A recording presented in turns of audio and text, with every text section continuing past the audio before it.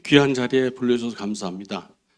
우리 목사님 얼마나 찬양을 잘하시는지 제가 은혜를 많이 받았습니다. 그리고 마스크를 쓰고 찬양을 했지만 이렇게 또 이렇게 마음껏 기쁜 마음으로 이렇게 찬양을 하는 시간이 되어서 너무 감사드립니다. 오늘 이렇게 두 번이나 이렇게 또 두 번째 이렇게 불러주셔서 감사드리는데 너무 부족하지만 하나님의 말씀에 순종하는 마음으로 왔습니다. 여러분과 제가 저 안에 성령께서 역사하셔서 감동을 주시고 기쁨을 주시고 새 힘을 주시고 의욕을 주시는 그런 시간이 되기를 원합니다. 기도하겠습니다. 하나님 아버지 감사합니다. 착한 일을 행하신 주께서 예수의 날까지 우리를 통해서 이루실 줄 믿습니다. 하나님 주님을 통해서 주님을 사랑하는 그 사랑이 하나님 우리 지혜가 총명히 더해지고 풍성하게 하여 주옵소서. 예수의 날까지 허물없이 진실하게 행하며 많은 의의 열매로 하나님께 영광과 찬송을 드리는 모두가 될 수 있도록 축복하여 주옵소서. 모든 것을 주님에 의탁합니다. 성령께서 역사하시고 하나님께서 주관하여 주시옵소서. 예수님 이름으로 기도합니다. 아멘. 오늘 22회차 차별금지법 반대 송내 기도생회를 이렇게 불러주셔서 감사드립니다.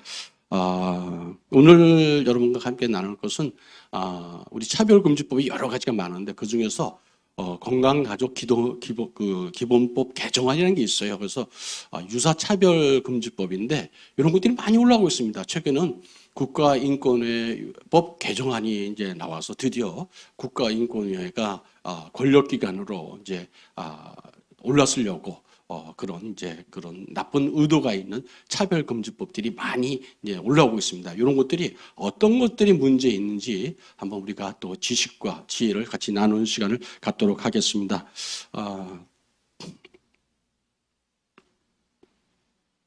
죄송합니다. 껐습니다. 네. 오늘 강의 목차는 한 5가지로 주제로 나눴습니다. 하나는 첫 번째는 이 차별금지법의 목적 너무나 잘 알고 있지만 다시 한번 되새깁니다. 이거 기독교 말살입니다. 기독교를 무너뜨리는 것이 바로 차별금지법의 목적입니다. 두 번째로는 저희 작은 간증 같은 이제 어떻게 이렇게 반동성애 운동과 차별금지법을 막는 이런 활동을 하게 되었는지 성과학연구협회 제가 총무로 이제 섬기고 있는데 간단한 소개를 좀 하고 세 번째로 말씀드린 건강가정기본법 개정안의 문제점이 어떤 것이 있는지 또 미국과 외국과의 우리나라를 비교해서 한번 분석해 보겠습니다. 그와 함께 이 가족이라는 것에 아주 기본이 되는 게 아버지와 어머니와 자녀가 있는데 그 중에서 왜 가정을 지켜야 되는지 이 아이들을 중점으로 해가지고 한번 우리가 생각해보는 통계 자료를 말씀드리고 마지막으로 우리 모두가 크리스찬 전문가가 될 수 있는 어떤 자료가 어떤 책이 있는지 소개하는 시간을 갖도록 하겠습니다. 자, 차별금지법이라는 것은 크리스천들만의 이 발언의 금기 영역이 있는 겁니다. 침묵을 강요하는 그런 법입니다. 언뜻 들으면 여러분 아시죠? 참 차별 금지한다라 좋은 것 같지만 실은 그 안에 양의 탈을 쓰고 있는 법입니다. 우리의 신앙의 자유와 발언의 자유와 이런 모든 것들을 억압하고 하는 그런 불합리한 법이 아닐 수가 없습니다. 기독교인이 아닌 사람들은 넌크리스천들은 아무 말이 해도 다 상관이 없어요. 뭐 잘한다. 네가 네 생각대로 할 수가 있어. 이런 얘기를 하지만은 크리스천만들은 하지 않아야 될 말들이 있습니다. 성경에 있는 말을 하게 되면은 혐오와 차별로 몰아서 못하게 입을 막고 이제는 벌을 주기까지 하겠다는 것이 차별금지법입니다. 정말 잘못된 것이기 때문에 우리가 지금까지 막고 있고 지금 외국에서는 모든 나라에서 차별금지법이 무너지고 있습니다. 영국 같은 경우는 4년 만에 완전히 무너져 버렸습니다. 미국 역시 무너져 버렸습니다. 하지만은 우리나라는 15년째 막고 있습니다. 앞으로도 하나님께서 우리나라를 이 차별금지법 잘 막아서 전 세계 무너진 교회와 이 무너진 이 성도들의 마음을 다시 한번 하나님께서 세우고 교회를 바로 세울 줄 믿습니다. 우리 대한민국이 그런 일을 감당할 수 있다고 저는 확신하고 있습니다. 자, 왜 이런 일이 일어나냐면요. 이제 목사님하고 이제 대화나 또 목사님께서도 이제 말씀하시지만 바로 우리 한국 교회에 신학의 문제가 있었던 것 같습니다. 신앙이 우리 하나님과 그걸 향하는 신학과 신앙이 하나님을 향한 게 아니라 우리의 인간을 향한 신학과 삶으로 변해갔을 적에 나타나는 현상입니다. 모든 나라에서 이 신학이 하나님께로 향하지 않고 인간을 향했을 적에 하나님을 두려워하지 않고 인간을 두려워했을 적에 나타난 현상이 차별금지법이었습니다. 또 이 사람들이 어떤 것을 가지고 들어오냐면 바로 성적인 문제를 갖고 들어오는데 세상 사람들이 내 마음대로, 내 원대로, 내 정욕대로 하고자 하는 겁니다. 어떤 성적 욕망을, 자기들의 욕망을 가지고 우리 교회와 성도를 타락하려는 것이 바로 차별금지법입니다. 그렇기 때문에 우리는 생명을 걸고 이거를 반대할 수밖에 없습니다. 저항할 수밖에 없는 것입니다. 이 차별금지법은요, 한 4단계로 이제 그 형태로 들어오고 있습니다. 지금 1단계, 2단계, 3단계, 4단계 있는데 같이 들어오게 하고 섞여 들어오게 하는데 요거는 이제 순교자의 소리에 에릭 폴리 목사님이 이런 분류를 하는데 참 잘하셨던 것 같아요. 제가 가지고 왔습니다. 한 1단계는 예배와 집회 장소를 통제하기 시작합니다. 이미 우리가 경험했습니다. 지난 2년 동안 코로나라는 이 전염병이 돌았을 적에 그냥 교회와 다를 게 뭐가 있습니까? 예배당에서 1시간 마스크 쓰고 예배 드리는 그 1시간과 관공서 회사에서 마스크 쓰고 8시간 근무하는 것과 어떤 차이가 있습니까? 도리어 8시간 근무하는 게 더 많이 걸리지 않겠습니까? 그런데 교회 예배를 못하도록 막았습니다. 이게 바로 이런 차별금지법의 한 부분으로 들어온 겁니다. 두 번째는 설교 내용을 통제하기 시작한 겁니다. 이미 우리는 작년 4.15 총선 때 많은 목사님들이 진리를 지켜야 된다고 강단에서 선포했을 적에 악한 무리들이 목사님들 고소 고발하는 것을 우리는 목도했습니다. 결국 우리가 다 이겼습니다만은 이런 일들이 일어나고 있습니다. 세 번째는 전도를 맡게 되었습니다. 사탄이 제일 싫어하는 거, 우리가 예배 보는 거, 기도하는 거 뭐 가만 내비둡니다. 하지만 전도한다고 그럴 적에 사탄들은 견딜 수 없어 합니다. 이미 이런 것들이 벌써 들어와 있습니다. 대학 캠퍼스 내에서 말씀을 전할 적에 자기들은 말씀 안 받겠다고 카드를 내밉니다. 나한테 전하지 마세요 하고 이런 카드를 내밀기 시작했습니다. 이런 것들 전도를 막는 것이 이제 또 하나 이제 하는 방법으로 우리를 이렇게 들어올 겁니다. 마지막으로는요, 목사님들의 자격을 이제 논할 시기가 곧 옵니다. 당신들은 목사의 자격이 없어. 이미 중국에서 이런 일이 벌어지고 있습니다. 이것이 이런 악한 것들이 영향이 전 세계를 휩쓸 거라고 저는 생각하고 있습니다. 그렇게 우리는 초기 때 강하게 저항을 해야 됩니다. 자주 말씀드리지만 제가 낙타의 콧등을 얘기합니다. 여러분 사막에 가시면 낮에는 참 뜨겁고 무덥고 밤에는 엄청 춥습니다. 일교차가 크기 때문에. 그러다 보니까 낙타가 이제 사막에서 밤에 잠을 자다가 추우니까 그 주인의 천막에다가 고개를 살짝 드밉니다. 추우니까. 그때 이제 아이고 낙타야 너도 춥구나 하고 내버려두면 아침에 일어나면 낙타가 텐트를 차지하고 이 주인은 이제 텐트 밖에 쫓겨나는 일이 벌어집니다. 그렇기 때문에 어떻게 됩니까? 낙타가 코로 장등을 딱 내밀 적에 콧장들을 세게 때려가지고 낙타를 쫓아내야 됩니다. 바로 초기 때 이러한 시도들이 자꾸 날 적에 강한 우리 그리스도의 그런 결기를 보여서 무찔러야 됩니다. 바로 우리가 낙타의 콧장을 때리는 그런 운동을 시작해야 되겠습니다. 자, 그러면 이제 어떤 방법으로 또 들어오느냐? 3가지 단계의 방법으로 들어옵니다. 첫 번째, 안단테의 방법으로 들어옵니다. 여러분 피아노 치시는 분들 알죠? 안단테. 아주 천천히 들어옵니다. 천천히 들어옵니다. 우리가 이제 영적 구별을 할 적에 금세 현상이 확 드러나면 금세 압니다. 차별금지법? 금세 우리가 다 알죠. 그런데 그렇지 않고 들어오는 것도 있습니다. 대표적인 게 낙태의 문제였습니다. 수십 년 동안 우리나라에서는 생명을 무고하게 죽이면서도 부끄러운 줄 몰랐었어요. 산하 제한이라는 게 당연한 거 그런 거 아니야? 그랬는데 하나님이 그토록 사랑하시는 생명을 마음껏 죽이면서도 부끄러움을 몰랐던 겁니다. 이런 서서히 우리의 사고를 갖다 이렇게 요새 말로 가스라이팅이라고 그러죠. 세뇌시켜 버렸습니다. 우리가 여기서 깨게 되는 것이 하나님의 은혜인 줄 우리 알았으면 좋겠습니다. 안단테 주법으로 서서히 들어옵니다. 두 번째는 소프트로우에서 하드로우로 들어옵니다. 소프트한 건 이제 말랑말랑한 거 그런 거 아닙니까? 그냥 대충 조그마한 대수롭지 않은 것들, 요 바늘도둑이 소도둑 된다고 아주 작은 것이 이제 큰 이제 그 딱딱하고 엄격한 법으로 들어오는데 처음에는 우리는 선언한다, 우리 결의한다, 요 정도만 합니다. 그러다가 이제 그걸 자기들이 선언이나 결의를 법제해라, 정책에 반영해라 그러면서 법제화를 시키면서 이제 옥죄어 올 겁니다. 이런 것들이 너무나 많습니다. 대표적인 야카르타 우리 선언이라고 하는 것들이 있죠. 인도네시아의 조크자카르타라는 지역이 있어요. 거기서 전 세계 한 30명 정도 자칭 전문가라는 사람들이에요. 자칭. 누가 인정해 주는 것도 아니고 대표성도 없습니다. 그런데 사람들이 자기들이 이제 몇 가지 이제 결의안을 냈어요. 그러면서 이게 꼭 유엔의 결의안인 양 각 나라에다가 압력을 넣고 있습니다. 그러면서 헌법을 개정해라, 법을 개정해라, 뭐 성소수자들을 보호를 해라, 취직을 시켜라, 걔들이 뭘 해라, 혜택을 줘라, 이런 식으로 나아가고 있습니다. 이게 바로 소프트웨어에서 하드웨어로 이제 가는 겁니다. 또 하나는 탑다운 형식으로 합니다. 찍어 누르는 겁니다. 내가 정했으니까 니들 다 따라와. 헌법을 개정하려고 그랬었죠, 수년 전에. 그러다가 저희들 강력한 기도와 우리 집회로 무찔렀습니다. 차별금지법이 그렇습니다. 차별금지법을 한다면요, 모든 영역에서 우리의 그 교회, 우리 신앙생활 영역뿐만 아니라 의학적인 영역, 법률적인 영역, 교육 영역, 모든 면에서 우리의 인격과 우리 삶과 윤리를 송두리째 변화시키고 우리 막고 자기들 뜻대로만 만들겠다는 게 차별금지법이 바로 목적입니다. 유사차별금지법의 건강가정기본법 개정안도 마찬가지입니다. 그다음에 최근에 국가인권위원회법 개정안이 나왔습니다. 국가인권위원회에서 그동안 이제 공고만 했는데 이것을 안 따르면 3천만 원을 벌금 물리겠다는 거예요.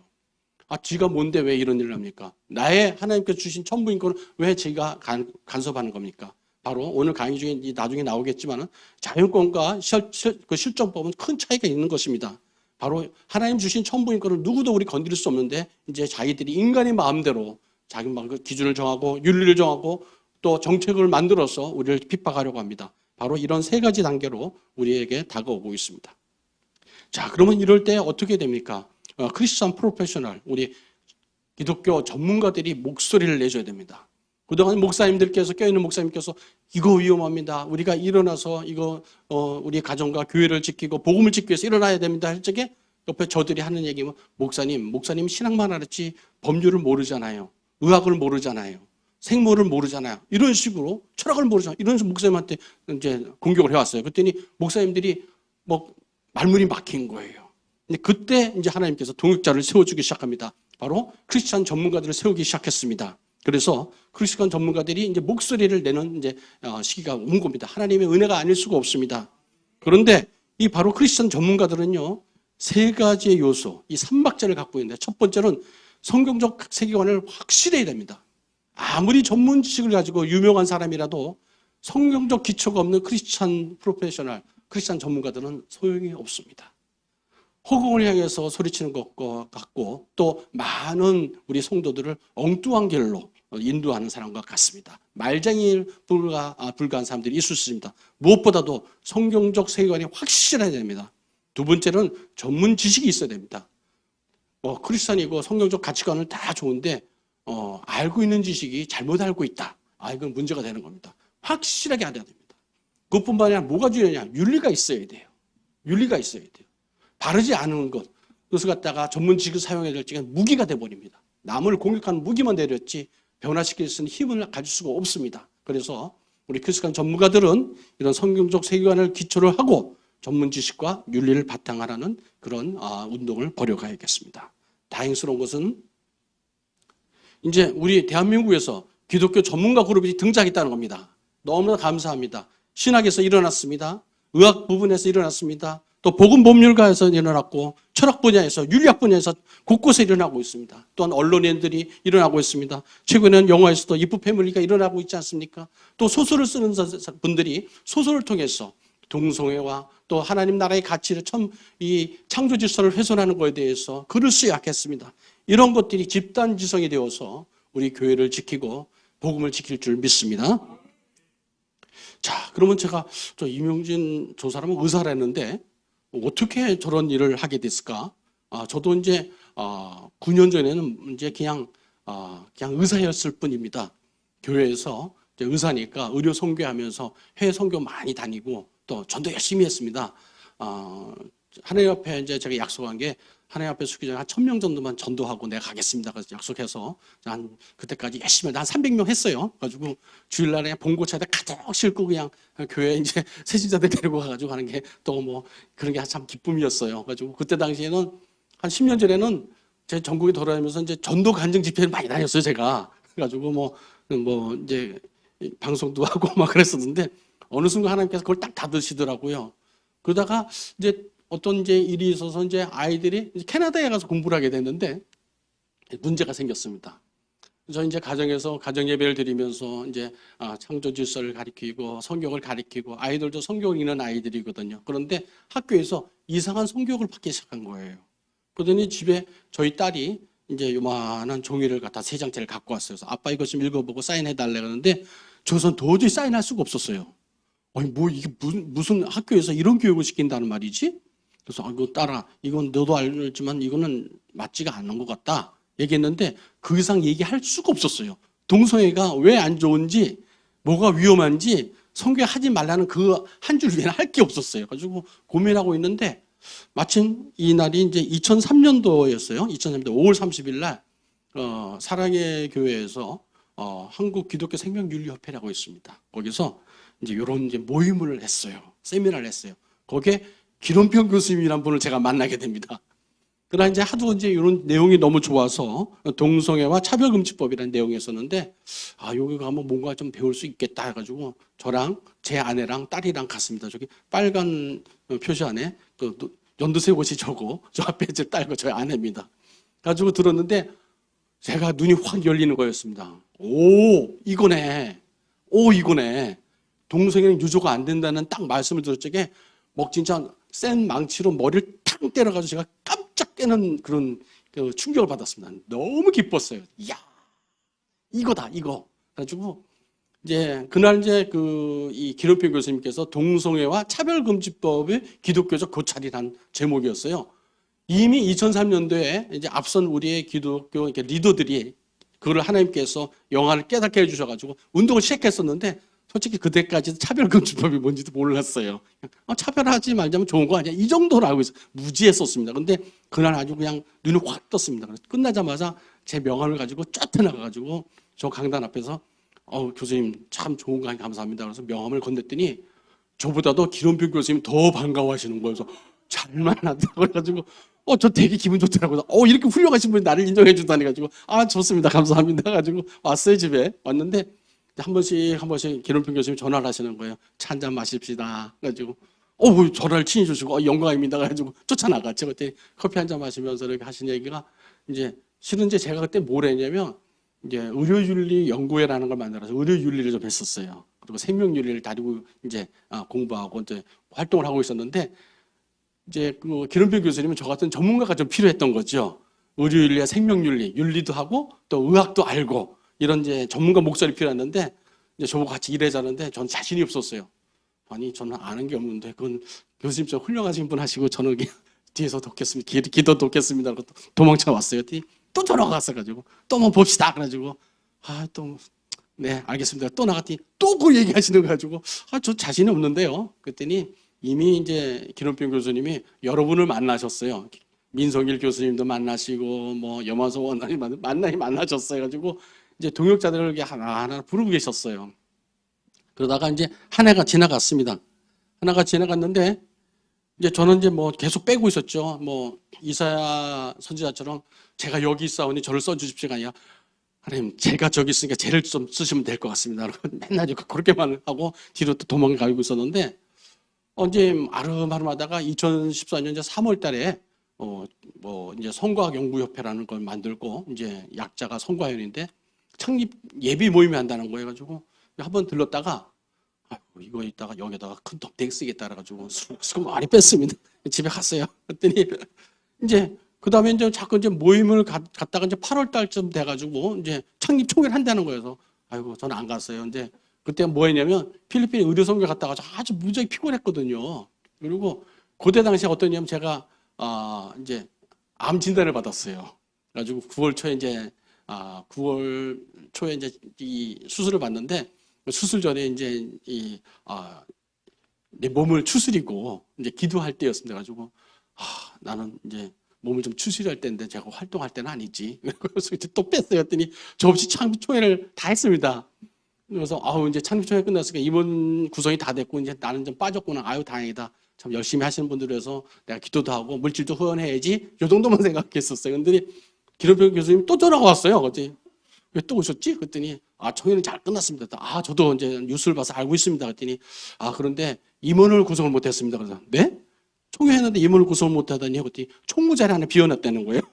가지고 저보고 총무라는 거예요. 가지고 저는 그때 전화를 받고 나서 수술하고 나서 이제 8일 만에 퇴원해가서 배가 이렇게 하니까 땡기더라고요. 가지고 이제 집에서 이제 요양을 하고 이제 병원에 일도 못 하고 이제 쉬고 있는데 전화를 받았습니다. 가지고 교수님 제가 아직까지 수술하고 배가 아직 땡긴 사람입니다.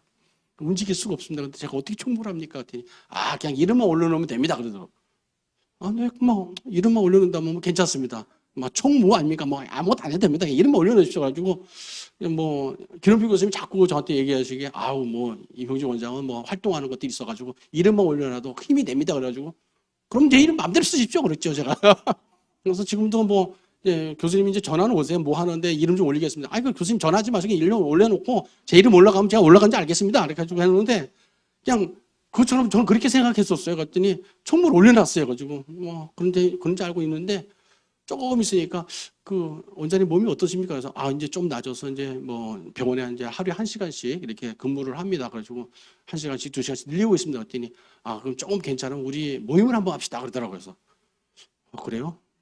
그래가지고 이제 나갔어요. 나갔더니 이제 그날따라 배가 너무 아프고 이제 장이 안 좋아가지고 고생을 하는데 식은땀을 삘삘 흘리는데 많은 훌륭하신 분들, 김승규 장로님도 오시고 훌륭한 분들이 많이 모셨어요. 가지고 총무니까 사회를 보내는 거예요. 그래서 뜬금없이 가지고 사회를 봤어요. 그게 이제 제가 이제 여기 몸담게 된 겁니다. 이제 9년 전에 가지고 총무를 하다 보니까 이러면 되겠나 가지고 그래도 뭐 체력도 주시고 또 이렇게 하나님 또 이렇게 암도 잘 수술을 받게 했는데 조금이라도 일은 해야지 가지고 이제 2달에 한 번 모이자고 그랬어요. 가지고 2달에 한 번씩 모여서 공부를 시작했어요. 근데 2달에 한 번 모이다 보니까 여왕이 안 차는 이거 안 되겠다. 안 되겠다 가지고 매달 모이자 가지고 이제 매달 바꿨어요. 그게 이제 8년 됐습니다. 이게 8년 됐어요. 가지고 하나님으로 지금까지 이제 오고 있습니다. 그동안 어떤 일이 있었냐면 이제 저희는 매달 토요일 날 셋째 주 토요일 날 이제 모이게 됐는데 책도 출판을 했어요. 가지고 우리가 성과학 연구협회라고 있는데 우리 측 이제 크리스천들이 만든 어떤 선교제가 참 드물어요. 그래서 우리가 많은 이 전문가들이 모였는데 책을 하나 만들어 보자 해가지고 성사랑 과정이라는 책을 하나 만들었어요. 근데 이거 만들려니까 또 돈이 필요하잖아요. 돈이 없어요 또. 의사들이 또 이렇게 돈이 많은 것 같아요. 돈 회비를 또 많이 안 내는 것 같아요. 가지고 많이 좀 내도 어떻게 좀 잘 못하겠다라고 해서 기도를 했었습니다. 그래가지고 하나님 사람을 보내주세요. 또 물질도 보내주세요. 막 기도를 하는데 어느 날 이 온누리교회에 비전 헌금이라는 게 있어요. 여러분 아세요? 이제 온누리교회 참 좋은 사역을 하시는데 한 달에 한 번은 헌금을 모두 다 그 교회 밖으로 다 흘려보내는 거예요. 후원하는 거예요. 그런데 우리가 이제 저 비전 헌금을 한번 이렇게 목표를 두고 기대해보자 하는데 참 쉽지가 않더라고요. 얼마나 많은 활동 단체들이 요청을 하겠습니까? 급한 데도 많고 할 데가 많은데. 근데 어떻게 됐어요. 가지고 이제 온누리교회 이재원 목사님을 만났어요. 만났는데 한 2시간 반 동안 충분히 얘기를 했습니다. 보통 이제 대형교회 목사님들 보면 한 15분 되면 이렇게 뻘떡 일어서시더라고요. 그래서 얘기 끝났다 이거죠. 가지고 그런가 보다 하는데 2시간 반 동안 충분히 얘기하시면서 어떤 비전을 얘기해 주시더라고요. 그래서 그래서 참 감동을 받고 이제 왔습니다. 그러고 나서 저희들이 비전 헌금을 받았어요. 가지고 몇 천만 원을 받았어요. 그러니까 힘이 확 나잖아요. 가지고 이제 책을 또 이렇게 만들었습니다. 그래서 2번이나 만들었어요. 이렇게. 가지고 하나님께서 하나님이 하시는 일이더라고요. 8년 동안 공부하다 보니까 여러분 지식은 공유할 때 의미가 있는 겁니다. 그래서 저는 어디 가든지 오늘도 이제 강의안을 갖고 왔지만 달라고 하면 다 줍니다. 다 줍니다. 그냥 내게 아니고 하나님이 주신 거가 아니니까. 그래서 다 가져가세요. 그냥 다 드리는데 지식은 공유할 때 의미가 있거든요. 그러다 보니 공부 좀 하다 보니까 떠들고 싶은 거예요. 그래서 이제 그럼 우리 학회처럼 뭐 만들어 보자. 그래가지고 콜로퀴움을 했습니다. 그래가지고 1년에 한 번씩.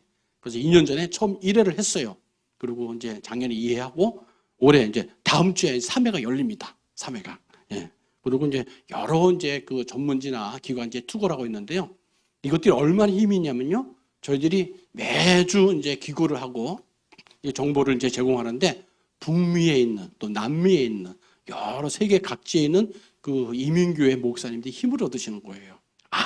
몰랐던 이런 것들이 있구나. 가지고 그런 게 있습니까? 가지고 그분들이 이제 눈을 뜨게 되는 거예요. 그래서 너무 이제 큰 쓰임을 받고 있어서 너무 감사합니다. 이 책이 이제 저희들이 만든 책입니다. 이거는 이제 기독교라는 얘기는 하나도 안 들어가 있어요. 그런데 그래도 안심하고 볼 수 있는 정보들이 많이 들어가 있습니다. 그래서 참조하시면 좋으실 것 같고요. 요거는 이제 성과 콜로퀴움의 이제 포스터입니다. 요번 금년 그 3회 콜로퀴움에서는요, 간성에 대해서 아마 이제 확실하게 한번 이제 선을 그리려고 합니다. 간성이 자꾸 이제 또 다른 성이다 그러는데 하나님께서 남성과 여성 외에는 만들지 않았습니다. 분명히 말씀합니다. 또 진화론이나 어떤 얘기하는데 하나님 종류별로 만들었다고 그러거든요. 그래서 이것을 과학적으로 이걸 확실하게 한번 이제 딱 정보를 제공할 수 있는 이제 콜로퀴움이 될 거라고 생각합니다. 여러분들께서 이제 많이 관심 가져주시고 유튜브로 이제 방송을 할 겁니다. 기대해 주십시오. 매달 모여하는 공부하는 것도 이런 것입니다. 작년에서는 이제 뭐 페미니즘, 젠더 이론이 공부했고요. 또 욕, 야카르타, 선언 같은 거 이런 것들이 어떤 것이 문제가 있는지 매달 공부하고 있습니다. 자, 그러면 제가 이제 이렇게 가서 쭉 가서 와가지고 여기까지 와서 제가 이제 이비인후과 의사라 가지고 코 보는 데는 좀 귀신입니다. 지금 목만 봐도 이 사람이 어젯밤에 뭐 했는지 대부분 아는데 이렇게 강의를 이렇게 하게 됐단 말이죠. 가지고 하나님 어떻게 하실까? 저도 이제 전에 성교동교회에서 장로 이제 장립을 받고 시무장로로 일하고 있는데 어느 한순간 이렇게 불을 내시더라고요. 그래서 무슨 일일까? 이제 광야를 이렇게 내모시는 거예요. 가지고 어떤 일일까 하는데 하나님의 또 다른 사명이 있던 걸 알았습니다. 가지고 너 이제 시무장로 그만하고 다른 일 해라. 그래서 다른 일 뭐가 있을까 했더니 이제 바로 이런 일을 하나님께서 하는데 이제 부르신 것 같아요. 그래서 제가 이제 성산생명윤리연구소와 또 이제 성과학연구협회 이런 거 두 개 단체와 이제 진평연회 여러 가지 단체와 관여를 하고 있는데 좀 눈코 뜰 새가 없어요. 진짜 너무 바빠서. 그래서 넌 이제 교회는 넌 다른 분 훌륭한 사람 때 맡기고 넌 요거 좀 해라. 좀 모시더라고. 그래서 순종하는 마음으로 이렇게 열심히 달려오고 있습니다. 오늘 특별히 건강가정기본법 문제점에 대해서 한번 같이 짚어보면서 또 이제 우리의 지혜와 지식을 좀 얻고자 합니다. 건강가정기본법은 2004년도에 만들어졌습니다. 뭐냐면 진짜 말 그대로 가정을 좀 지키고 또 가정을 지키니까 태아를 좀 보호하고 이런 순수한 뜻이 있었는데 요걸 눈뜨고 못 보죠. 이 악한 세력들이. 그래서 각 국회 때마다 19대, 20대, 21대 계속 개정안을 올려가지고 바꾸려고 시도를 하고 있습니다. 최근에는 남인순과 전준숙 이분 참 회개하고 돌아오셨으면 좋겠어요. 정말 악한 천병에 서 있는데 어쩌려고 이런 건지 모르겠어요. 이분들 나중에 하나님 심판 앞에 섰을 적에 심판대에서 참 많이 혼날 것 같아요. 근데 정말 간절한 마음으로 정말 사랑하는 마음으로 권면합니다. 예수님 믿으십시오. 그리고 말씀대로 좀 사셨으면 좋겠습니다. 이분들이 문제가 뭐냐면요. 우리나라 헌법 제36조에는 이렇게 써 있습니다. 혼인이 어떤 것이냐. 그리고 가족생활, 가정이란 게 어떤 것이냐. 어떤 거냐면요. 우리 개인의 존엄, 자연법이죠. 존엄과 양성평등, 남자와 여자가 기초가 돼서 가정을 이루고 이렇게 혼인을 하도록 정해놨습니다. 그리고 국가는 이걸 보장한다고 그랬어요. 누가 보장해? 국가가 보장해야 됩니다. 국가가 이걸 보장 못한다면 국가가 존재할 이유가 없지요. 그죠? 자, 그런데 문제는 이 가정을 어떻게 하든지 무너뜨리려는 게 사탄의 계략입니다. 2000년 전부터 아니면 처음에 하나님 에덴 동산부터 어떻게 하든지 아담과 하와의 그 가정을 갖다가 서로 분쟁을 일으켜가지고 범죄하게 만들었잖아요. 아벨과 가인이 형제간에 분쟁을 일으켜가지고 가정을 파탄을 내버려졌잖아요. 그 다음에 이삭과 에서의 가정을 파탄을 내버렸잖아요. 어떻게 하든지 가정을 파괴하려고 합니다. 그런데 가정이 어떤 데입니까? 마땅히 가르칠 것을 가르친 데가 가정입니다. 선아, 안전아, 예수님 또 말씀, 순종, 하나님과 연합, 회개, 기쁨, 평안, 안식 이것들이 가정에서 다 우리 자녀들이 맛봐야 될 건들인데 그걸 못하게 하는 거죠. 바로 성을 무기로 이제 두르기 시작했습니다. 성을 무기로 두르려니까 성이라는 것은 하나님이 딱 정해놓으신 거거든요. 그런데 요걸 갖다가 하려니까 개념을 바꿔야겠다는 생각이 드는 거예요. 사탄들이 그래 개념을 좀 바꾸자. 이게 바로 문화 막시즘입니다. 용어의 정의를 바꿔버리는 거예요. 그러면서 그걸 갖다 어떻게 했느냐? 법과 정책에 집어넣어가지고 완전히 바꿔버려. 인간을 개조시켜버리자. 이게 차별금지법과 유사차별금지법의 이 특징이고 내용입니다. 바로 이제 가정을 무너뜨리려니까 어떻게 하냐면 바로 성 문제로 돈다고 그랬잖아요. 성윤리가 무너지면 가정이 무너지게 돼 있어요. 가정을 지키는 것은 아빠와 엄마의 경건입니다. 특히나 크리스찬 가정에서 그렇습니다. 또 그리고 크리스찬이 아닌 가정들은 성윤리가 아빠와 엄마의 신실함, 성적 신실함, 성윤리가 가정을 지키고 자녀를 보호해주는데 이것이 무너지니까 가정이 무너지게 돼 있어요. 가정이 무너지면 어떤 일이 벌어지지 않습니까? 교회가 무너집니다. 교회가 무너지면 나라가 무너지고 전 세상이 사탄의 지배 안에 들어가게 되는 것입니다. 교회가 만약에 이런 동성애와 낙태, 이런 창조짓을 거역하는 이런 것들을 허용하지 않았더라면 감히 세상이 교회가 되고 낙태나 동성애를 허용하라고 주장하지 못했을 겁니다. 우리가 허용해 준 겁니다. 교회가 허용해 준 겁니다. 바로 우리가 바로 깨어 있어야 됩니다. 아주 사소한 것부터 들어온다고 그랬죠. 안단태, 천천히.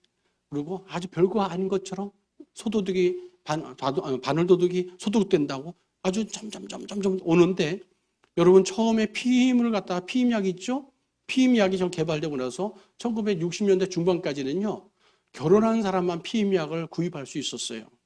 근데 미국에서 이제 프리섹스의 광풍이 일어나면서 성윤리가 무너지니까 이제 국가에서 어떤 걸 제시하려야 되는데, 이 청교도 정신으로 세워진 이 미국에서 그때 당시에 다시 아드폰테스, 우리가 원래대로 돌아가자, 성경으로 돌아가자, 가정으로 돌아가자, 진리로 돌아가자 하면서 선언을 했어야 되는데 쉬운 방법을 택했습니다. 미혼인 청년들도 피임약을 살 수 있도록 법을 만들자 가지고 법을 풀어버렸어요.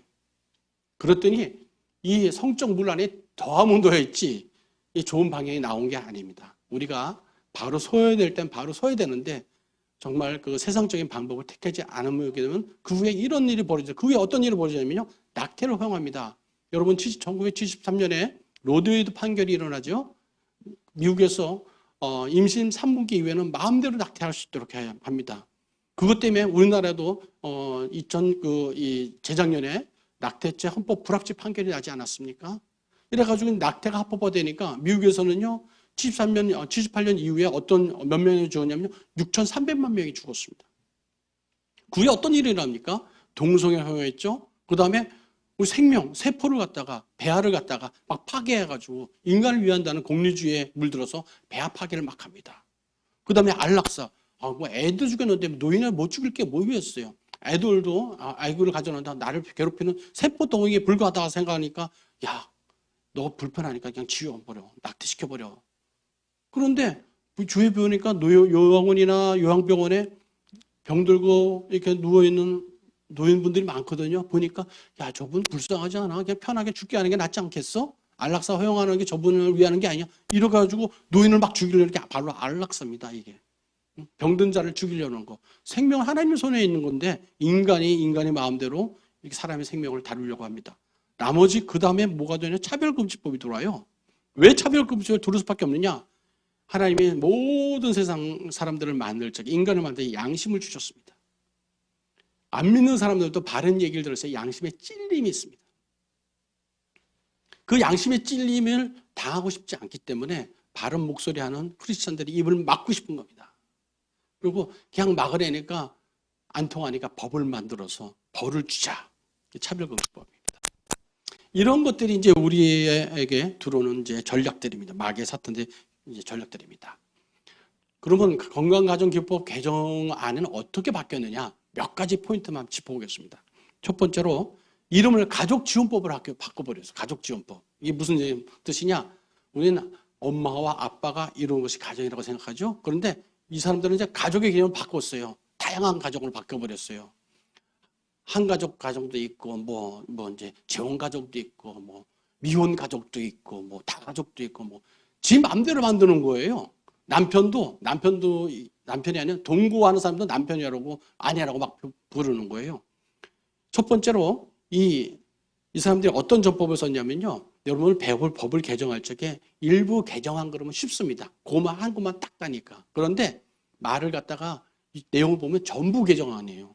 전면 개정은 똑같은데 말을 이렇게 말장난을 해놨어요.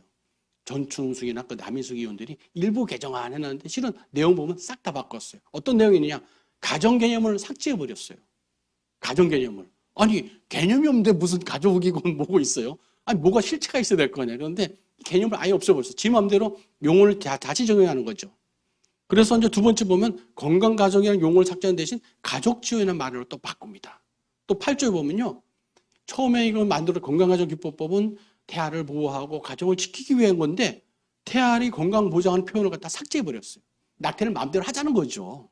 지 마음대로 하자는 거죠. 이런 나쁜 악한 이 내용이 들어가 있습니다. 또 하나는 가족을 해체를 막기 위해서 국가가 가족을 보호해야 된다. 당연한 거 아니겠습니까? 그런데 가족 해체 예방 규정을 다 삭제해 버렸어요.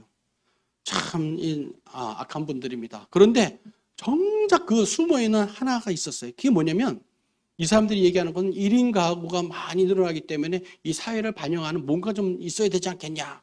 비혼 동거 커플도 많고 동성 커플도 많은데 법적으로 인정해줘야 돼. 이거를 갖다 쟁취하기 위해서 정통적인 가족의 개념을 파괴해버리고 없애버린 것입니다. 결국은 동성을 허용하는 의도가 이 안에 다 들어가 있는 거예요. 왜 동성을 허용해야 되느냐? 많고 많은 중에 할 일도 많은데 왜 그것만 허용하느냐? 바로 그렇게 했을 적에 교회가 무너지더라는 걸 알고 있기 때문에 동성혼을 들여오려고 그러는 겁니다. 동성혼을 들여오는 나라치고 잘된 교회가 없어요.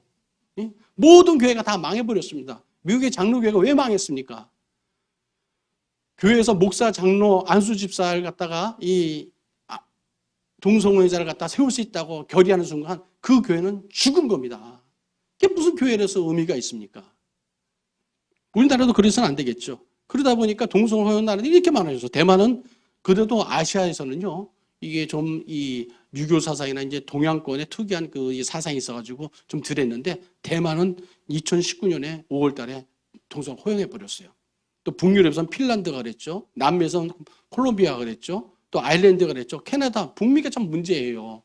그 이제 캐나다도 보면 신의주에 캐나다의 토론토의 그 의과대학 학장이 선교사로 와가지고 그 복음을 전하고 우리 선교사하고 그런 훌륭한 나라인데 뭐 저렇게 돼버렸어요. 스페인도 마찬가지죠. 미국 같은 경우는 보면요, 2004년에 매차수세츠 이 주에서 이제 상당히 급진적인 주인가 봐요. 이게 주마다 특색이 다 있는데 여기서 2004년에 처음 시작했어요. 그랬더니 점점 누룩처럼 번져가더니 2015년 전에 드디어 50개 전체에서 동성애를 허용하게 됩니다.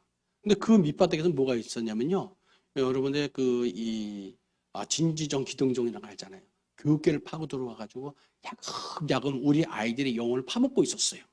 결과가 어떻게 나냐면요, 2014년 여론조사 했더니 59%가 동성혼을 찬성하는 거 나왔어요. 아직까지는 우리나라는 여기까지 가지 않았습니다. 우리가 막을 수 있다고 생각됩니다.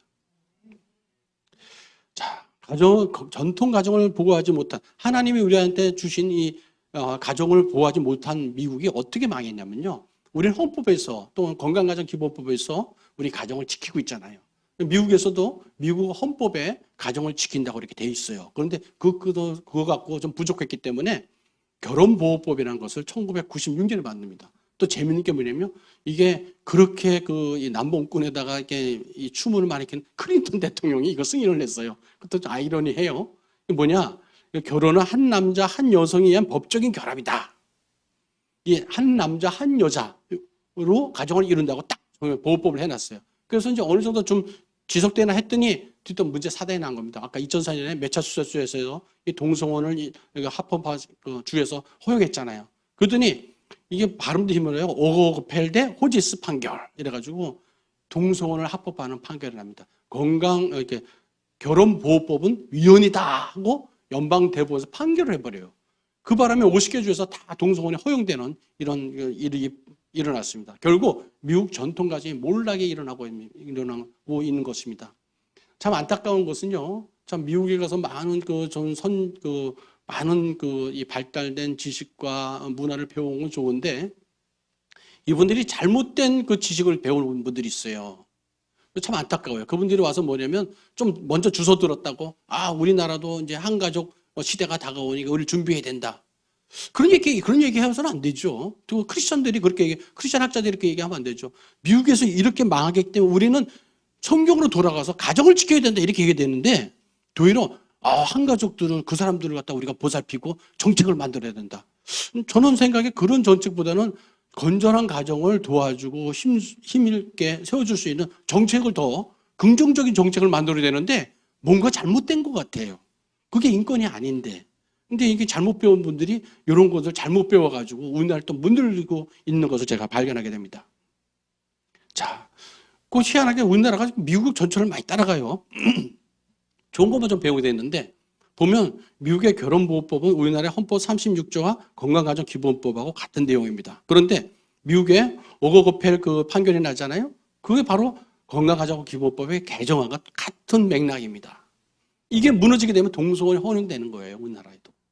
대만처럼 동성애 허용되는 겁니다. 그렇기 때문에 유사차별급지법이지만 건강가정기본법을 절대 우리가 받아들일 수 없는 이유가 되는 것입니다. 자, 그러면 우리가 이제 또 궁금한 게 있어요. 그러면 여러 가지 가정이 있다는데, 정말 그 가정들이 그러면 뭐 행복한 거야? 건강한 거야? 다양한 가정의 형태의 그 가정의 아이들은 정말 행복할까? 그 통계가 있나? 통계가 나왔어요.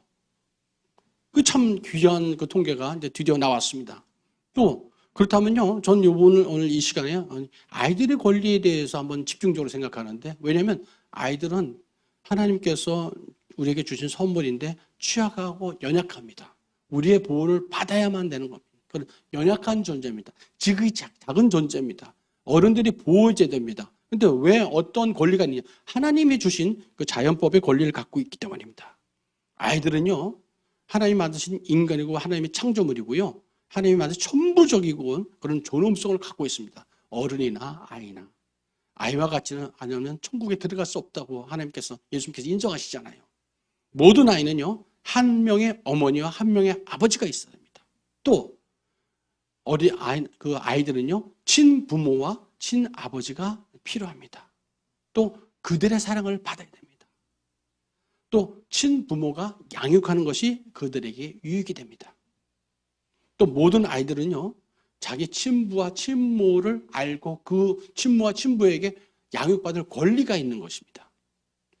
왜냐? 이 아동은 하나님께 우리에게 맡겨주신 영혼들인데요, 아직까지는 자라가 성장할 때까지, 성이 되기까지 취약하고 우리가 신체적이나 지적이나 도덕적인 모든 면에서 우리가 보호해 줘야 되는 것이기 때문입니다. 아이들이 자라나는데 한 3가지 요소가 참 중요하다고 그래요. 첫 번째는 아버지의 사랑이 중요하고, 두 번째 어머니의 사랑이 중요하고, 세 번째 안정감이 필요합니다. 어떻게 보면 우리 신앙인들은 똑같죠. 우리 아버지의 사랑, 하늘 아버지의 마음을 알았을 적에 우리가 십자가 앞에서 무릎을 꿇게 됩니다. 그 아버지의 사랑, 어머니의 사랑, 하나님의 사랑을 우리가 알았을 적에 꿇게 됩니다. 그러면서 우리가 평안과 안식을 누리고 안정감을 누리고 확신에 차주고 담대해지고 예수 믿으라고 우리가 목소리를 낼 수 있는 겁니다. 아이들도 마찬가지입니다. 아버지의 어머니의 사랑을 받고 그런 안정감이 있어야지 아이들이 떳떳하고 건전하게 잘 자랄 수 있습니다. 자, 그러면 아빠와 엄마의 역할이 있는데 어떻게 다르냐? 엄마는 가정을 반영하고 아빠는 세상을 반영한다고 그래요. 무슨 얘기냐?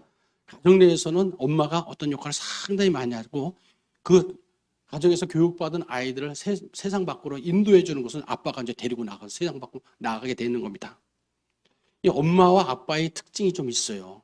그러니까 엄마는요, 이 자녀들에게 사실보다는요, 감정에 초점을 둬요. 여러분들 집에서 그렇잖아요. 저도 이제 최근에 알았어요. 이제 저 아내가 뭐 이렇게 힘들어 그러시죠. 힘들어. 그럼 뭐 이렇게 하면 되지 하면서 답을 말해주는 답정남이었어요. 했더니 저 아내가 그거 누가 몰라? 누구 바본 줄 알아?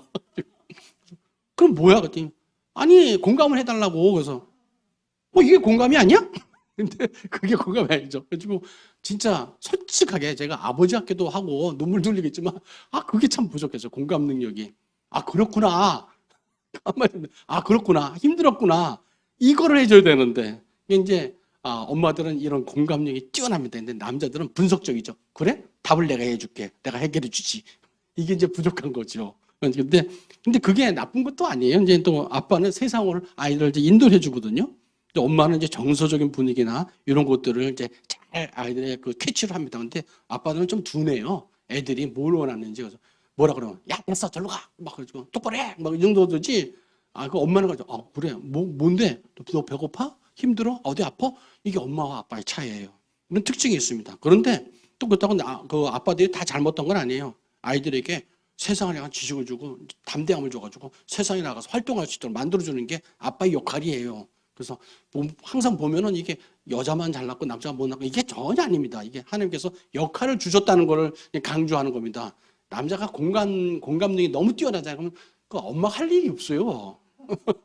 엄마가 할 일이 없어요. 그렇지 않습니까? 그죠? 그리고 누가 우스갯소리도 그래요. 아담과 하와가 있는데 왜 하나님이 왜 하와에게 이 사과 선악과를 먹겠냐 그랬더니 틀림없이 남자가 먹었으면 지 혼자 다 먹고 나한테 안 줬을 것이다. 그래서 듣고 보니까 그 성경에 나온 얘기 아니면 절대 아닌 얘기입니다. 근데 그 일리가 있더라고. 그래서 나도 그렇다. 나도 그렇다. 그래가지고 또 보통 아내들은 좀 정직하고 난 좀 덜 정직하거든요. 근데 이 엄마와 아빠에게 좀 차이가 있습니다. 또 그리고 엄마는 좀 공정성을 좀 많이 이렇게 강조하고 아빠는 경쟁해서 야 네가 튼튼해서 세상을 싸워서 이거 네가 튼튼한 사람이 되지 멋진 사람이 되지 이렇게 용기를 많이 줍니다.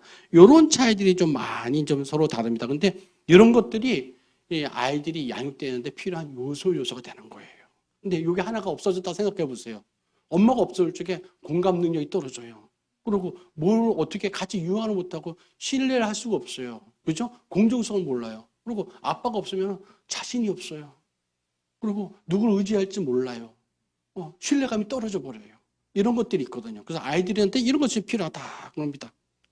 그렇다면 과연 그러면 이 권리라는데 이 권리라는 게 어떤 게 있냐? 자연권과 실존권이 있다는 거죠. 세상을 이렇게 얘기해요. 자연권은 뭐냐면 누가 준 게 아니고 하나님께 천부적으로 내려주신 거예요. 누가 주고 안 주고 할 필요가 없어요. 그리고 이건 실정법으로 어떻게 다스릴 수가 없는 거예요. 법이나 관습으로 좌우할 수가 없어요. 천부적으로 갖고 있는 게 자연권입니다. 아이들이 부모에게 잘할 수 있는 권리는 바로 자연권입니다. 우리가 부모가 내 아이들에게 가리키고 양육할 수 있는 것은 바로 자연권입니다. 하나님께서 그 가정을 주셨기 때문에요. 근데 실정권은 좀 다르죠. 어떤 법을 만들어서 이렇게 지들이 법을 만들고 여기를 따라라 하는 게 이제 실정법입니다. 요게 이제 차이가 있습니다. 아이들이 가지는 권리, 보호받고 사랑받고 부모에게 자라갈 양육받을 그 바로 권리가 하나님 주신 자연권이라는 것입니다. 자, 근데 권리를 형성하는 세 가지 규칙이 있다고 그래요. 하나, 자연권은 정부보다 우선한다는 겁니다. 정부에서 아무리 법을 만들어도 우리의 생명권과 우리의 그 언론의 자유와 또 예배드릴 자유와 또 정당한 내 가족과 우리 교회를 지키는 정당 방위 것을 갖다가 우선할 수가 없습니다. 국가는 어떻게 존재하느냐? 아까 헌법에 국가는 가정을 보호한다고 그랬잖아요. 이 권리를 지키기 위해서 국가가 존재하고 정부가 존재하는 것이지 정부가 존재하기 위해서 우리가 존재하는 것이 아닙니다. 순서가 잘못된 것입니다. 또 두 번째로 이 자연권은요, 누가 제공할 필요가 없어요. 하나님이 다 주셨거든. 다 똑같이 주셨기 때문에 뭐 어떻게 할 게 없어요. 그런데 특별히 자기가 다른 걸 만들어가지고 이것도 권리다, 저것도 권리다 그러면요, 그 어떤 것도 권리가 될 수가 없어요. 그 어떤 것도 권리가 될 수가 없는 거예요. 그리고 권리를 내 마음대로 이렇게 제정이나 용어를 갖다 바꿔서는 안 되는 겁니다. 왜냐? 앞에서 짚어봤죠. 자연권과 실존권은 다르거든요. 자연권은 이렇게 인간의 마음대로 용어를 정의하거나 바꿀 수가 없어요. 하나님께서 정해주신 거예요. 천부인권이기 때문에 그런 겁니다. 세 번째로 말씀드렸지만 누구나 똑같이 갖고 있다는 거예요. 누군 더 많이 갖고 있고 누군 작게. 그렇지 않습니다. 뭐 내가 몸이 약하나 뭐 튼튼하나 이렇게 태어났거나 다리가 뭐 하나 없다거나 뭐 진짜視力이 떨어지더라도 지능이 떨어지더라도 똑같은 권리가 있는 거예요. 이게 이제 차이가 있는 것입니다. 자, 그러면 실제적으로 여러 가지 다양한 가정이 있는데 그러면 뭐 통계적인 수치가 나왔어? 그 아버지 없는 가정에는 어떤 게 있는데 실제적으로 한번 따져봤더니 통계가 나오기 시작한 거예요. 봤더니 노숙자나 가출 청소년의 약 90%는 아버지가 없다는 통계를 갖다 알게 되었어요. 또 교도소 수감자들 있잖아요. 이분들 7%는 아버지가 없다는 거예요. 사회에 나가서 아버지 역할을 제대로 못 배웠구나 이걸 알게 되었어요. 그리고 자살하는 우리 10대들이 많은데 보니까 한 63%는 아버지가 없는 아이들이었어요. 또 10대 임신한 아이들 있잖아요. 그 역시 아버지가 없었어요. 72%가. 또 고등학교를 중퇴하는 아이들 있죠. 또 역시 아버지가 없다는 거예요. 아버지 역할이 상 중요하구나 하는 것을 통계적으로 알 수가 있었어요. 또 친부모 두 부모가 사는 가정과 한쪽 부모나 또는 그 부모와 떨어져 사는 이제 그 우리 아이들이 있잖아요. 이렇게 봤더니 기본적으로 어떤 게 있냐면요. 한 부모하고 살거나 이제 엄마만 살거나 아빠만 살거나 또는 양 부모가 떨어져서 외롭게 이제 고아처럼 사는 아이들은요. 보니까 기본적인 생활 필수품을 갖다가 얻을 수 없는 일들이 다른 어려운 가정, 다른 못 사는 가정에 비교해서도 더 어려워서 한 1.5배 정도는 더 이렇게 힘들게 살고 있다는 거예요. 그리고 이 정신질환을 갖고 있는 그런 부모와 같이 살 가능성이 한 5배는 높았어요. 그리고 집안에서 폭력이 많은데 양친 부모에서 자라는 애보다 한 15배 정도 높아요. 그런데 이제 그게 드러나는 것도 있고 안 드러나는 것도 있겠죠. 가지고 너무 크다 보면 이웃싸움이 제가 맞네? 그런 것들이 한 6배 정도 더 높다는 거예요. 그뿐만 아니라 이 알코올이나 그러니까 술 중독이죠. 약물 문제로 이런 것들이 11배나 더 높았대요. 그리고 이 돌보는 사람, 이제 뭐 양부보나 다른 이제 그 위탁부보나 여러 가지 이제 대신 바라보는 이렇게 이제 돌봐주는 사람들 있잖아요. 그런 사람들이 범죄를 해가지고 이제 감옥에 가는 것 같다가 17배나 더 많다는 게 미국 자료에서 나왔어요. 자, 그러면 이혼 가정은 어떤가 한번 또 봤어요. 자, 그러면 이혼이라는 게 반응은 뭐냐? 제가 이제 저도 이제 60대에 들어섰는데 뭐 제 주변에는 이게 이혼한 동료들이 많지는 않아요. 근데 밑으로 가서 너무 많은 거예요. 그래서 왜 그렇게 됐는가? 근데 한 이혼을 했던 저의 친구가 이런 얘기를 해요. 명진아, 내가 너무 힘들어서 이혼을 할 수밖에 없었는데 이혼을 너무 후회 안 한다. 그래서 어떤 게 후회스러워? 그랬더니 이혼은 그 문제 해결인 줄 알았더니 새로 문제 시작이었어. 그래서 그렇구나.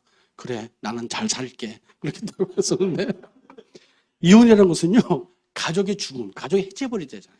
가족의 죽음이에요. 그리고 이혼이라는 것은 어른의 괴로움을요, 아이들한테 던져버리는 거예요.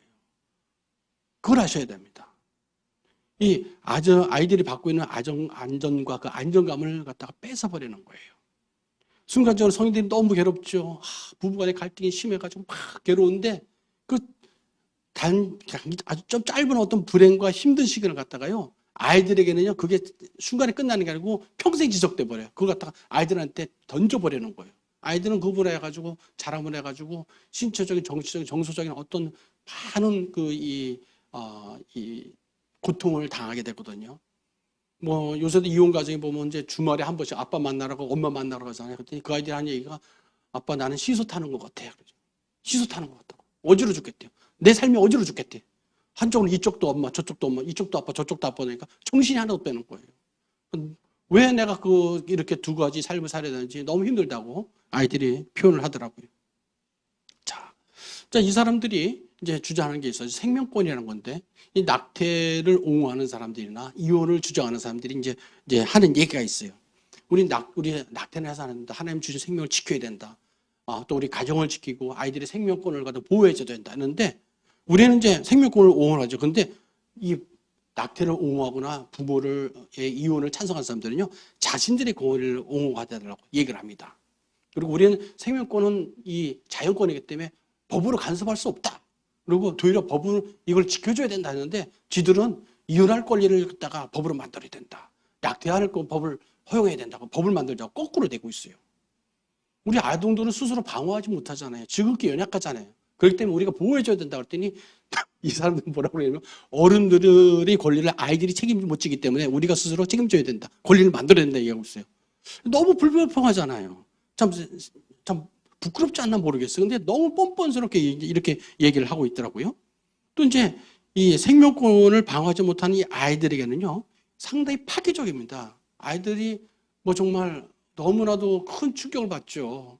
내가 뭐 앞서 말했다시피 시소 타는 기쁨으로 내 삶이 어지럽다고 표현할 정도니까. 그런데 이 사람들은 뭐냐면 내 권리가 인정받지 못하면 내 삶이 파괴되기 때문에 이혼도 해야 되고 아이도 낙태해야 된다고 이런 얘기를 하고 있어요. 참 우리가 용납하기 힘든 이런 얘기들입니다. 자, 그렇다면 막상 그 이혼한 가정들이 아이들이 어떤 고통을 겪고 있는지 이것도 이제 분석이 되어 있어요. 첫 번째는 심리적으로 너무 불안정합니다. 사람들은 얘기하죠. 아이들은 회복력이 좋아. 물론 회복력이 좋죠. 근데 조건이 있어요. 아빠의 사랑과 엄마의 사랑과 안정감이 있을 때만 아이들이 빨리 회복합니다. 이게 하나가 결손이 돼버리잖아요. 아이들은 커다란 그 심리적인 결손을 안고 자라납니다. 이 아이들은 자라나서도요, 이 연애를 제대로 못해요. 배우자를 제대로 못 만나요. 만나다가 순간 딱 되면 저 남자가 날 때릴 것 같아. 아니 저 여자가 나를 갖다가 무시할 것 같아. 가지고 올바른 이성교제를 할 수가 없어요. 그러니까 자꾸 이 결혼을 못하고 무서워 도망가게 돼 있죠. 무서운 엄마 밑에서 자라난 아이들은요, 특히 남자아이들이 그래요. 여자들은 나를 이렇게 억압하고 이렇게 무섭게 하는 존재니까 이 이성교제를 제대로 못해요. 그러니까 자꾸 동성간에 가는 거예요. 이렇게 동성을 향해 하는 거예요. 동성애 하는 아이들을 보면 그런 것들이 상당히 많아요. 아빠나 엄마의 보호가 없으니까요. 아이들이 어려서부터 성폭력을 많이 당하잖아요. 동성간의 성폭력 때문에 동성애자가 되는 사람들이 상당히 많습니다. 이런 것들이 이런 보호 울타리가 없기 때문에 일어나는 겁니다. 두 번째는 어떤 게 있냐면 아버지 역할이 없다 보니까 이혼한 아버지들은 좀 이혼하거나 안 하거나 조금 무책임한 것들이 있다고 일어나는데 이혼하면 더 그런 것 같아요. 아이들에 대한 관심이 점점 멀어집니다. 특히나 재혼한 경우 있잖아요. 이런 경우는 더 심해져요. 더 심해져요. 이게 이제 아버지가 없을 적에 아버지 역할이 점점 작아지죠. 그러다 보니까 올바른 사회를 나가서 어떻게 해야 되고 내가 경쟁한 어떤 경쟁을 해야 되고 어떻게 살아야 되는지 자신감이 없어지고 비굴해지는 거예요. 아이들이 제대로 잘할 수가 없습니다. 그 앞에 어떤 개념은 뭐 정신적이나 정서적이나 이런 뭐 신체적인 건강까지도 아니 뭐 제대로 경제적인 도움을 못 받으니까 제대로 잘 못 먹잖아요. 그러니까 신체 발달에 문제가 있을 수 있겠죠. 또 미국에서는 학업 격차가 많이 나는데 양쪽 부모에서 자라나도 문제가 한 15% 나온다고 그래요. 그래서 한 85%만 미국에서 이제 고등학교를 졸업하는데 보면 한 부모가 전 60%, 또 우부 이제 가정들 스텝마더, 스텝파더라고 하잖아요. 이제 뭐 계부나 계모가 있을 때는 그보다 더 떨어져요. 65%. 부모가 살지 않을 때는 한 반 정도밖에 이제 고등학교를 졸업 못한다고 그래요. 이러다 보니까 장래 인간관계에 문제가 생기는 거예요. 배우자를 결정하지 못하고 두려워해요. 그리고 결혼을 못해요. 막상 이성교제하다가 이제 결혼 생각하면 그만해 나 못 만나겠어 도망가 버려요. 그러면서 이제 동성애에 빠지기도 하고 나는 혼자 살래. 나는 뭐 독신주의야. 뭐 이런 얘기를 많이 하죠. 이게 바로 이런 아빠나 엄마의 이 부재 때 나타난 현상들입니다. 자, 그러면 동성 부모들 아직까지 우리나라는 동성 부모가 이제 아직은 없는 걸 알고 있는데 동성 부모의 자녀들은 어떡하냐 봤을 적에 이 이성 부부에서 자라던 아이들하고 차이가 좀 확실하게 있어요. 눈에 보면 야 이거 확실하다. 이건 문제가 있구나. 심각한 이 정서적 문제가 이성 부부에서도 이제 뭐 다 이제 완벽한 부모가 아니잖아요. 성인 아이 있는 부모도 있고 뭐 그렇습니다. 정상적인 가정에서 한 5.5%에서는 이제 이런 문제가 있는데 이 동성 부모, 게이 커플이라든지 레즈비언 커플에서는 15%가 이제 문제가 발생되는 걸 이제 알게 됐어요. 그 다음에 이 집중력을 못하고 과잉 행동 장애가 있잖아요. ADHD라고 하잖아요. 이게 정상인 가정에도 한 7% 되는데 그거 한 2배 정도, 15% 정도는 훨씬 더 높습니다. 그리고 학업을 제대로 못해요. 그냥 정상적인 친부 가정다 8%인데 이런 동성 이 커플 가정에서는 한 14%까지 늘어납니다. 그리고 어떤 특수교양 교육이나 이제 신체 정신적이나 머리 문제로 이런 진료를 받는 것이 한 17%까지 늘어납니다.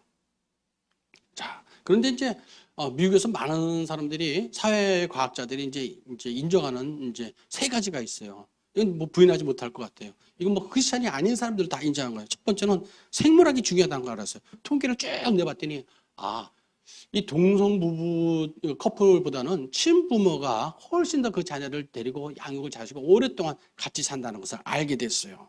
그리고 또 하나 알게 된 게 혈연 관계가 없는 그런 그 부모잖아요. 그러니까 뭐 계부라든지 계모라든지 이제 다시 이제 새로운 새엄마 새아빠가 있는 경우에 폭력이 많다는 걸 알게 됐어요. 그래서 폭력이 이래서 발생되는 걸 알게 됐고 두 번째는 성별이 중요하다는 걸 알았어요. 특히나 이제 그 동성 그 커플의 가정에서는요 이런 아빠 역할, 엄마의 역할을 제대로 하지 못하기 때문에 특별히 남성이 없는 그 레즈비언 커플의 가정에서는 어떤 게 있냐면 이 여자아이들은 조기 성행위를 좀 많이 갖고요. 이 성경험을 하게 돼요. 그리고 남자아이들은 이런 범죄를 빨리 하는 그런 경향이 나타나고 있습니다. 결국 또 이제 사회과학자들은요, 부모의 상실은 좀 이제 문제가 있구나. 어떠한 이유로 이혼을 했다든지, 비혼 출산을 했다든지, 사망을 했다든지, 어떻게 됐든 간에 아이들은 정서상이나 이 어떤 충격이나 어떤 부정적인 영향을 받고 있다는 것을 알게 되었어요. 근데 이제 실질적으로 이제 또 보면은 많은 사람들에서 동성부 커플의 자녀들이 문제가 없다는 논문들이 많이 나오고 있어요. 근데 이게 틀렸다는 것을 또 짚어내야 되지 않겠습니까? 크리스천 전문가들이. 첫 번째 뭐냐면요. 이게 짜여진 각본에 의해서 이제 연구된 논문들이었다는 것을 밝혀냈어요. 이 뻔한 답정여, 답정남이라고 하잖아요. 답은 나와 있는 상태에서 이제 몰고 간 거예요. 모양을 그렇게 몰고 간 거예요. 두 번째로는 참여 대상자들을 어떻게 되냐면요. 모든 이제 무작위를 뽑아야 되잖아요. 그런데 동성 커플 중에서 사회 경제적으로 아주 출세하고 유명한 사람들 가정만 뽑았어요.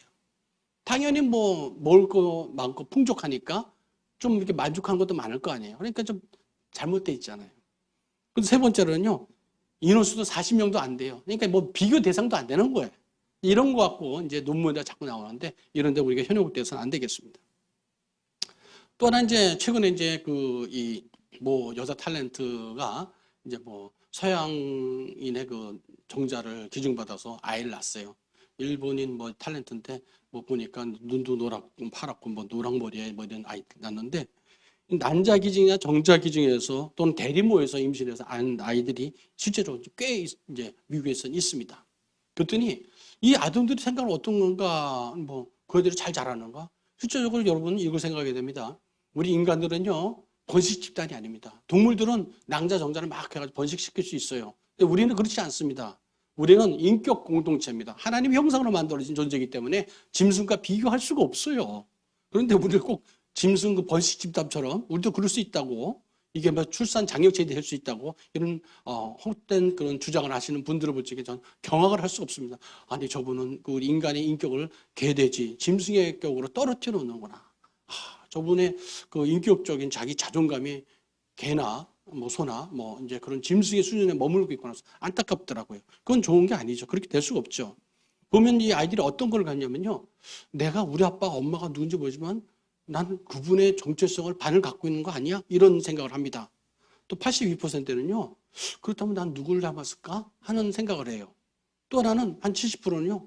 혹시 내가 나에게 나를 만들게 하는 난자나 정자가 유전적인 병은 없던 건가?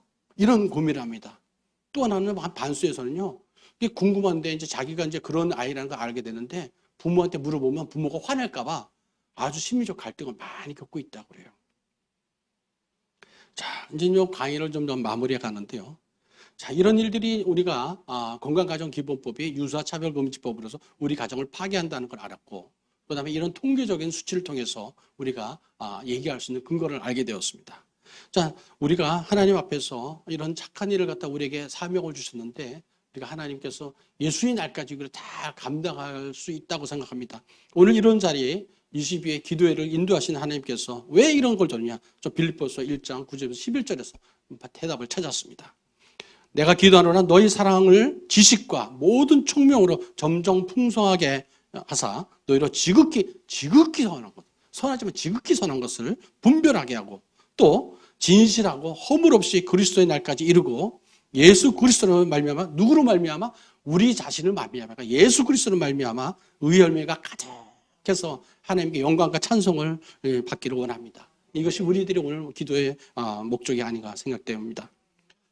자, 그러면 이제 여러분 이런 귀한 자리를 우리 윤 목사님을 통해서 만드시고 이끌고 가고 계시는 게 계신데 이 방송을 보시는 분들 또는 다른 유튜브에서 반복 보신 분들은 여러분 역시도 크리스천 전문가가 될 수가 있습니다.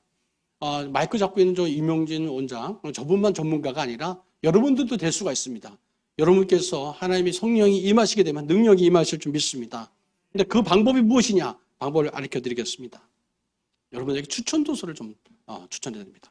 오늘 강의 이런 그 통계적 수치는요, 맨 왼쪽에 보시는 아이들은 정말 괜찮을까 하는 책에서 다 제가 발췌했습니다. 이 책이 너무 잘 돼 있는 거예요. 이 책을 쓰신 분은 뭐냐면 이제 목사님 사모님이신데 이분은 참 마음 아픈 이제 과거를 갖고 계세요. 가족력이 있어요. 부모님이 이혼하시고 이혼한 어머니가 레즈비언 그 커플하고 사는데 그 밑에서 양육을 받으셨어요. 이분이 이제 이 많은 아픔을 실제로 체험을 하셨어요. 그러면서 내가 이 아픔을 세상에 알려야겠다 하는 사명자로 전문가로 일어서게 된 겁니다. 그분은 자기는 아무것도 모르는 사람이었다고 고백을 하는데 하나님께서 이 깨달음을 주시는 각성된 그 순간에 은혜의 이 각성을 주신 그 순간에 전문가로 이분이 사명을 받고 이런 귀한 책을 만들었습니다. 정말 감동을 받았습니다. 이 안에 이혼한 가정, 게이 커플, 레즈비언 커플, 그다음에 정자나 대리모에서 나온 그런 아이들의 아픔과 또 우리가 어떻게 되는지 답이 잘 정해져 있습니다. 여러분 꼭 한번 보시기 바랍니다. 두 번째로 여러분한테 글로벌 성혁명이라는 책을 권해드립니다. 이 책은 한 7, 8년 전 정도 됐습니다. 한 7년 정도 전이네요. 조영길 변호사님께서 이제 이번 주에 오시는 걸로, 금요일 날 오십니까? 예. 외국에 갔다 오시다가 저한테 소개를 시켜줬어요. 이름은 글로벌 섹슈얼 리볼루션이에요. 가브리엘 컵이 독일의 학자의 책인데 이 책이 너무 좋다고 이제 추천을 받았어요. 그래서 책을 구입하고 있는데 앞서 소개드렸던 순교자의 소리 에릭 폴리 목사님하고 저 이제 같이 교제를 하는데 그분이 또 저한테 소개를 하더라고요. 이 책을 한번 보라고. 그래서 봤더니 너무 좋은 거예요. 그래서 성과학 연구협회에서 이제 북리드를 했어요. 1년 동안. 하고 나서 이제 이걸 번역을 내겠다 했더니 이제, 번역하는 사람이 10사람이다 보니까 말이 다 달라서 알아듣는 사람이 없어요. 그래서 이거 안 되겠다 해가지고. 고민하는 차에 에스더의 이용희 교수님이 정소영 변호사님을 부탁을 해서 이걸 번역을 싹 했어요. 그리고 나머지 감수만 성과학 연구협회에서 했습니다. 이 책이 참 좋습니다. 왜 좋으냐? 제가 말씀드린 내용이 여기 다 들어가 있어요. 어떻게 우리 가정을 파괴하고 들어오는지, 기독교는 무너뜨려 나오는지 그 역사가 잘 나와 있고, 젠더주의가 어떻게 해서 안 좋은 건지 잘 나와 있습니다. 그래서 이 성을 무기로 우리 교회를 무너뜨리게 들어오는 내용들이 잘 담겨서 요걸 꼭 한번 공부하시면 좋겠고, 또 제일 왼쪽에 있는 문화막시즘의 황혼이라는 게 있습니다. 문화막시즘, 네오막시즘이라고 하잖아요. 이건 이제 정일권 교수님께서 이제 쓰신 책인데 젠더 이러니까 광풍처럼 몰아쳤습니다. 요새 주티스 버틸러라는 사람이 이제 남녀의 성도 바꿀 수 있다 주장하다니까 이제 우리나라 여성가족부에서 이런 주장까지 다 하는 이제 황당한 시간이 됐어요. 아침에는 내가 마음이 좀 이렇게 건전하니까 남자였다가 여자 이제 저녁 때 되면 내가 정서적으로 좀 센치해지니까 여자 할 거야. 그러면서 그러다 유동성이라고 그래요? 내가 남자가 되고 여자가 되기도 하고 왔다리 갔다리 한다는 거예요? 말도 안 되죠. 내 주관적인 심리적인 거 어떻게 내 세포의 XX, XY를 갖다 바꿀 수가 있습니까? 말도 안 되는데 이런 걸 갖다 주장을 하는데 이미 이제 북유럽과 또 이 중유럽 이런 나라에서요. 이거 허구다라는 걸 알게 되었어요. 허구라는 걸. 그래서 이제 몰락하기 시작했어요. 이제 거기 나온 게 뭐냐면 크리스찬 전문가들, 크리스찬 프로페셔널들이 이제 얘기하는 거예요. 아니, 당신들 얘기는 생물학적으로 맞지가 않아. 당신 세포 남자 여자는 XX, XY로만 돼 있지 다른 게 없잖아. 어떻게 그걸 바꿀 수가 있어? 수술한다고 바꿀 수 있어? 호르몬 치료한다고 바꿀 수 있어? 그랬더니 이제 우리가 이기 시작한 거예요. 바로 이제 이 유럽에서는 이런 것들이 쇠퇴하고 있습니다. 헝가리에서는요, 오르반 총리가 이제 헝가리 내에서 더 이상 젠더 교육을 시키지 못하도록 연구하지 못하도록 교육법까지 만들었어요.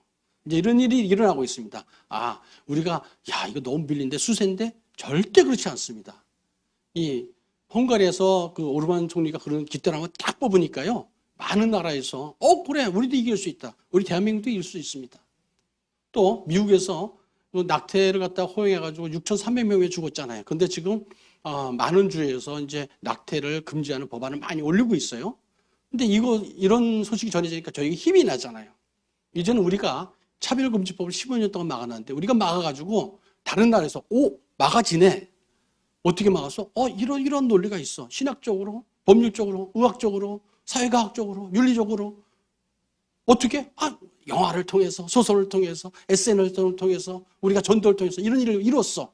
하면서 무너진 우리 서구교회를 다시 세울 수 있는 역할을 우리 할 수 있다고 생각합니다. 자, 여러분들 세계관이라는 성경적 세계관이라는 것을 말씀드렸는데 여러분들은 저나 나는 기독교적 세계관, 성경적 세계를 갖고 있습니다. 그런데 막상 딱 부닥쳤을 적에 다른 사람들은 어떻게 생각하지 하는 궁금하지 않으세요? 이슬람은 어떤 생각을 갖고 있는지, 그리고 세속적인 이 인본주의 사람들 어떤 생각을 갖고 있는지, 그리고 막시즘에 침투한 사람은 어떤 생각을 갖고 있는지, 요새 하늘과 나는 무아지경 나는 나만이 세상을 다 갖출 수 있다. 네가 나고 내가 너고 자연이 나다. 그러지. 이런 뉴에이지 사상들, 포스트 모던 사상들 이런 거에 어떤 세계관을 갖고 있는지 이제 알고 싶잖아요. 특별히 이제 저희들은 이런 공부를 좀 해야 되는데 이런 책이 잘 나오니까 충돌하는 세계관의 책이 있습니다. 여기는 6가지 이런 부류를 갖다가 근거로 신학이나 철학, 뭐 윤리학, 생물학, 심리학, 사회학, 법학 쭉 해가지고 10가지 해가지고 60개 정도의 이 분량이 나옵니다.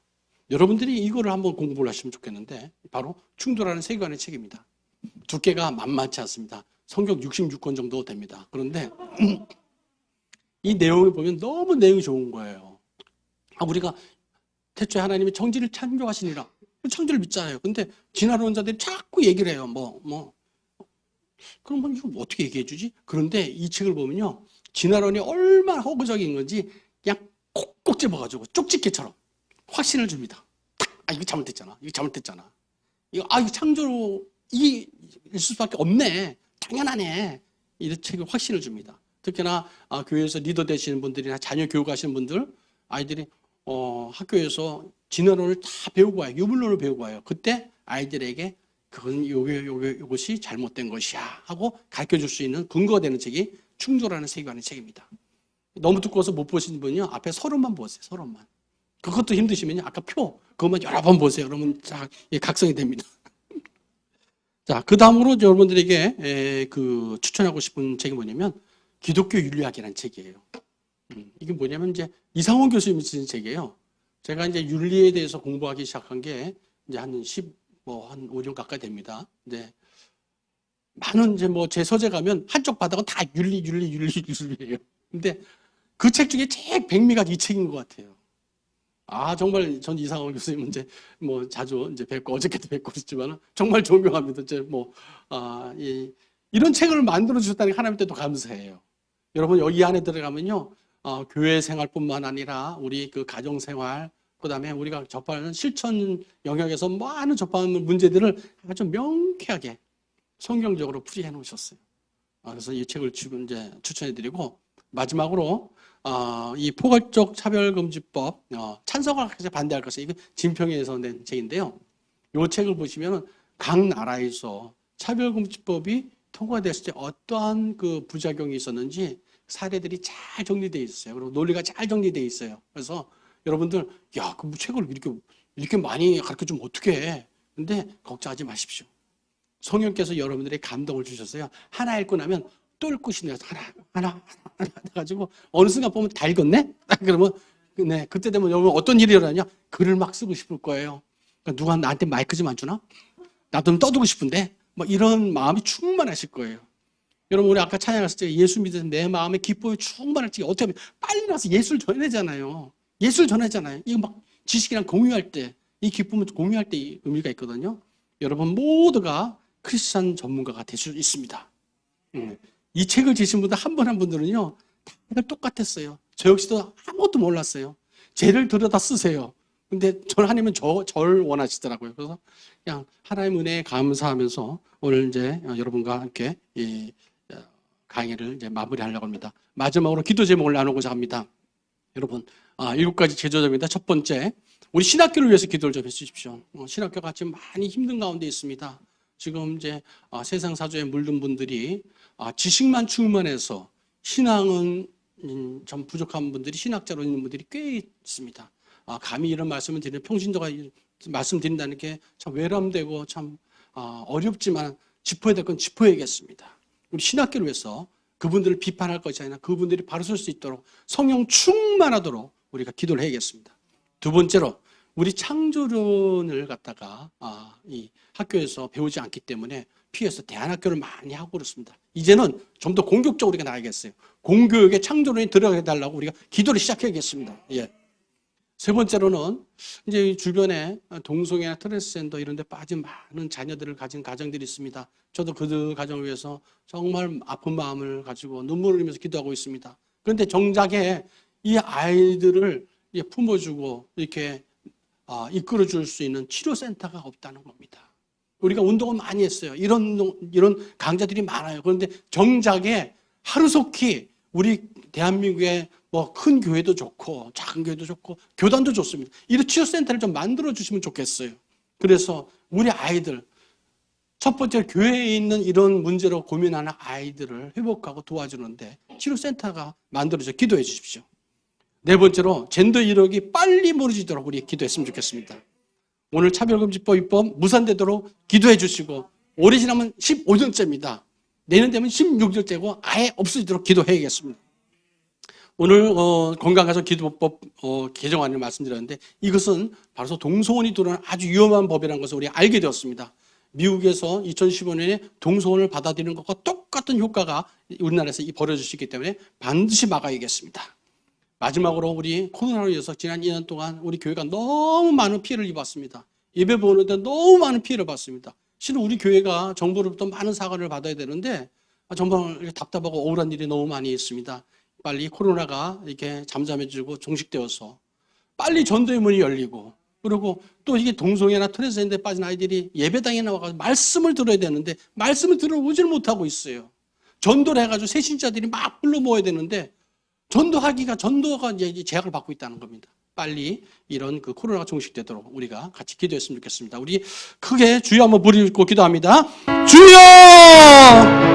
하나님 아버지, 죄를 사랑하셔서 주의 군사로 세워주시니 감사합니다. 우리 연약하지만 우리 안에 전능하신 성령 하나님이 계시기 때문에 우리 인도하시고 우리를 사랑하여 주시고 있습니다. 하나님 아버지, 하늘나라에 가기까지 험난한 일이 많지만 하나님 이 역경 담대하게 넉넉히 이겨낼 수 있도록 믿음을 더하시고 성령 충만하게 하여 주시옵소서. 하나님 이 나라에 덮고 있는 악한 힘들, 아버지 나쁜 사상들 예수의 보혈 능력으로 아버지 덮으시고 주시옵소서. 신학교를 바로 세우시고 가정을 바로 세우시고 교회를 바로 세우시옵소서.